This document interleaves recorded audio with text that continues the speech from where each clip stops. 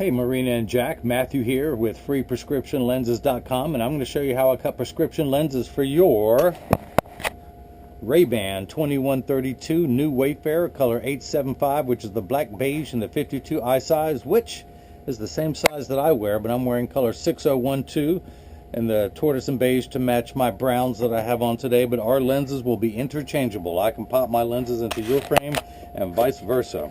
So let me take it out. It's original packaging. Your Italian leather RayBan case, your RayBan cleaning cloth, and junk mail, which they throw in there with that. A little protective sleeve that they put on the temple during shipping, and almost always the crooked G15 sticker. So, of course, I could have left that on there. Let me pop out your original heavy glass lenses, and I'm going to put your Italian frame into my Italian Santanelli, my $30,000 LE1000 patternless edger. And the stylus is now tracing the shape of your left lens, and then it's going to pop over and trace the shape of your right. Here at freeprescriptionlenses.com, where everyone loves a bargain and no one is disappointed with quality. You buy a genuine, authentic RayBan frame and you receive free prescription, single vision lenses, or non-prescription fashion lenses, whatever you would like. Of course, yours is going to be prescription, so I'm going to type in your pupillary distance now, which is 62.5, and don't worry, I've covered up your name, your phone number, and your email, so all of your fans can't track you down at night. These are polycarbonate lenses that I'm cutting on the soft cycle, and this is a Xyle frame, which is an old school name for plastic. So let's begin. Your right eye reads plano, minus 275 at 23. So I'm going to put spin the axis wheel of my Marco 101 lensometer to 23. Put the power drum at 0 plano, and I'm going to put it in until your optical center and sphere power comes in clearly. Check your astigmatism, get that lined up just perfectly. And then I'm going to put 3 dots on your lenses that are going to be too light for you to see, so I'm going to grab my pen and darken them for you. Where's my pen? Where's my pen? There it is. That's 1, 2, and 3, and that is the right lens. So set that down there on the block. Now your left lens reads minus 75, minus 175 at 158. Put that on 158, and the power drum is minus 75, so I'll put that there. Same procedure as before. Rotate your lens until the sphere power comes in clearly. And the same 3 dots go on there. Let me darken those for you. And left. So this is called a block. This is what's going to hold it in place while it's cutting on the lathe. So I need to attach this to your lens.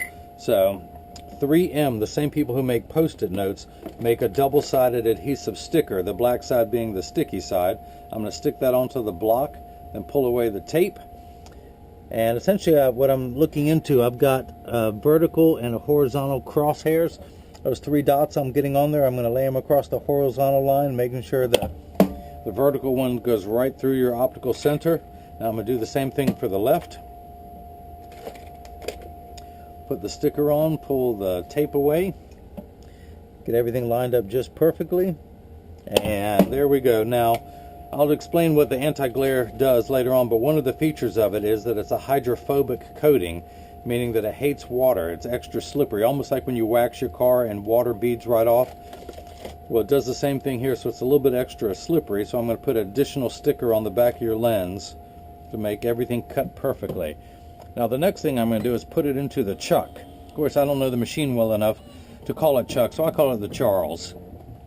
And the calipers are going to come down, and it's going to trace the shape of the right side of your frame onto the lens, starting with the concave, the rear surface, the back surface, which is closest to your eyelashes. Then it's going to move over and trace the shape of your frame onto the convex side of the lens, which is the front surface, which sits away from your face. The actual cutting wheel is down here on the bottom. It's that lighter color wheel on the left. It's going to act like a heavy grit sandpaper that's going to grind away your polycarb material until it's the final shape. And then this wheel down here in the center with that valley, that channel, that's what's going to cut the bevel onto the lens so it stays inside the bevel of the frame. I will have to close the door in a moment due to the sound, but for now I just want you to see as your prescription lens touches down onto the cutting wheel. So your lenses there was three main lens materials: glass, plastic, and polycarb. Well, glass has gone by the way of the dinosaur, just because no one wants to wear that weight. And then if you drop it, it'll crack and shatter, or if you get hit with something, it slices your eye wide open and it can never be healed. So, plastic is the most common and least expensive. You're getting a polycarb. Polycarb is 40% thinner and lighter than regular plastic. It is bulletproof up to .22 caliber and has both UVA and UVB protection. We know what the sun's harmful ultraviolet rays can do to your skin, where your eyes are 8 times more sensitive than your skin. So you have permanent sunscreen for your eyes that never need to be reapplied, unlike the UV, the sunscreen creams and lotions that you get that do need to be reapplied. The other thing about it's 3 features in one.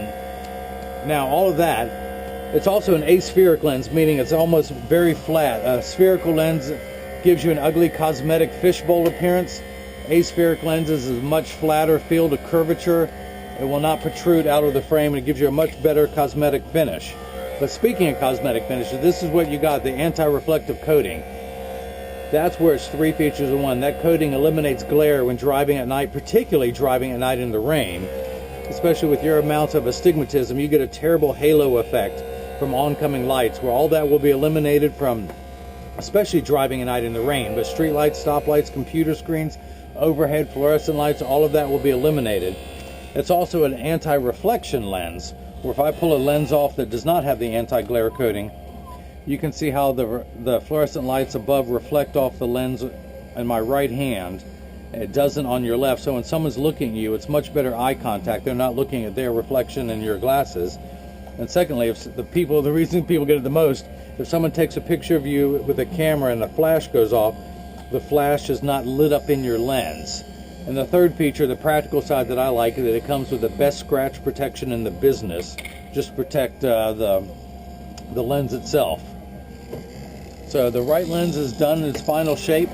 Water is just kicked in to wash away any optical debris. This lasts for about 20 seconds, and then I'll take your lens out and see if it fits. But yeah, with your amount, the average amount of astigmatism is about between 1 and 150. In your right eye, you're getting minus 275 and 175 in the left eye, so driving at night in the rain is no fun for you. That's why you make Jack drive. And that's why you should make Jack pay for these. Jack, come on now, I thought we were friends. I'm just messing with you, Jack. Just messing with you. I'm going to take your money this weekend. Don't you worry. I didn't do it last week, and I'll do it this weekend. So, all right, I'm going to pop it out. The next thing I'm going to do is dry your lens off, because of that anti-glare coating. Your lens is slippery, and it's quite embarrassing when you drop a lens on live TV, so I'm not going to do it. Now, you still have a little bit of rough burrs or rough edges here, so I'm going to use my handstone, which is completely flat. I can put my finger on it while it's running, and my finger gets warm due to the friction, but it's that friction that allows me to go around the outside of your lens and smooth everything out. Now, this white powdery substance that you see that I'm scraping off of your lens is called Schwarf. That is literally optical sawdust. There's a good piece right there. I'm going to use my thumbnail to scrape all of that off. And I do this so much that I've worn a V-shaped bevel into my thumbnail. My friends call it my occupational thumbnail. And once I've gotten that all off your lens, I carefully and very neatly collect it into one pile, and then I wipe it on the floor. And this is where I say, kids, stay in school. I went to school for years to learn how to make a mess like that. If you want to grow up and make a mess like me, kids, you got to stay in school. So, let's see if it fits. I'm going to take the lens and tuck it in at the outside corner. Then using my thumbs, I press down. It snaps in perfectly. So now I'm going to do the same thing for the left. Let me make sure I did everything correctly. That was on 158, correct? So I'm going to take your left lens, put it into the edger, and hit start. Just like before, the caliper is going to come down, but this time they're going to trace the shape of the left side of your frame. It's going to start with the concave, the rear surface, the back surface first, and then move over and trace the convex side. This is just a routine operation. I cannot override. If I did, it would save me about a minute on each video, but from the emails I get, people like to watch it go round and round. Round and round and round and round. Now, as this begins to start cutting, I'm going to continue to work on your right lens.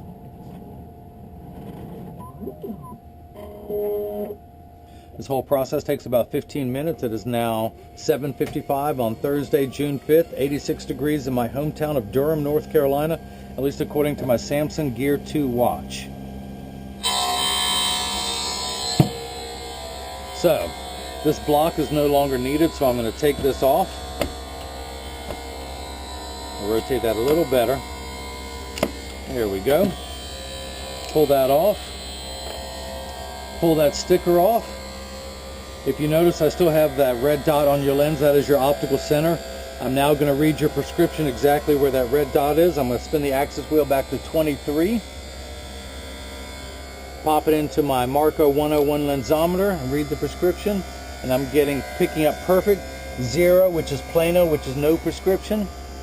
I'm going to check your astigmatism correction, which we're at -275, which is 1 tick mark before 3. So your right eye reads, let me get my PD stick out. Your right eye reads, is he here? Okay, I'll be done in 1 minute. Your right eye reads plano, -275 at 23. Your left eye is -75, -175 at 158. So the unit of measurement in the optical field is called a diopter, spelled D-I-O-P-T-E-R. It starts at 0 and goes up in quarter increments, 0.25, 0.50, 0.75, 1. So you need no correction in your right eye for the amount of sizing. That's what this first number does. It gets everything in the correct size. But you need, 11 steps of correction for astigmatism. Now there is a stigma over the word astigmatism. It just means shape. It's like someone has straight hair, someone else has curly hair. This first number gets everything in the correct size. This takes away fuzzy edges, so 6s and 8s. The letters P and F don't look alike. Think of it as a fine-tune knob. And that 23 just tells me from 0 to 180. If this were a straight line, 90 and then 180, just tells us where to turn that knob, and we stop at 23. Now your left eye, you need 3 steps of correction to get everything in the correct size. Without your glasses on in your left eye, things are actually larger than they really appear. So this will minify, which is the opposite of magnify. It will minify to the correct size.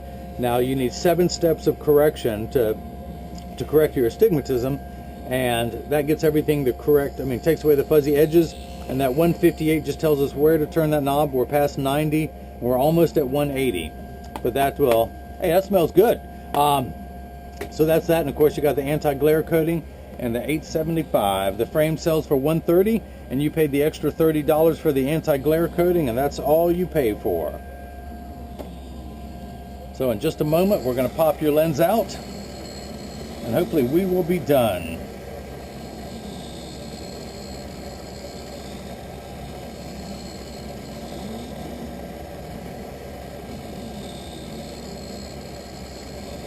Sorry guys, I'll be out there in like 2 minutes. 2 minutes. That includes you, Marina and Jack. I'll be done in 2 minutes. Someone else needs help with a pair of glasses. I promised I'd help them after hours, so. Pop that out of the chuck. Dry everything off again. Back to the handstone real quick.